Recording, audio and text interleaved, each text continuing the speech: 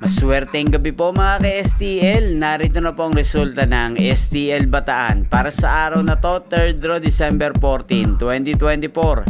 Araw ng Sabado, naway ang mga natayan niyo pong mga numero kanina ay manalo nawa ngayong gabing ito, 8 PM. Kaya kunin niyo na po ang inyong mga tickets. Narito na po ang resulta. Ang mga numerong nanalo sa STL Bataan ngayong gabing ito, December 14, 2024, 8 PM. Third draw result, 39 at 22 in exact order. Sa lahat po ng tumaya kanina sa STL Bataan para sa third draw ng 39 at 22, congrats po sa inyo, panalo po kayo. At ngayong gabing ito sa STL Bataan, shoutout po natin si Ate Ruping. Ate Ruping ng Bataan, shoutout po sa iyo. Naway nasa mabuti ka pong kalagayan. At sa lahat po ng mga taga-Bataan dyan, shoutout po sa inyo, lalong-lalo na po sa aking mga subscribers na walang sawang nanonood ng aking mga videos. Shoutout po sa inyo.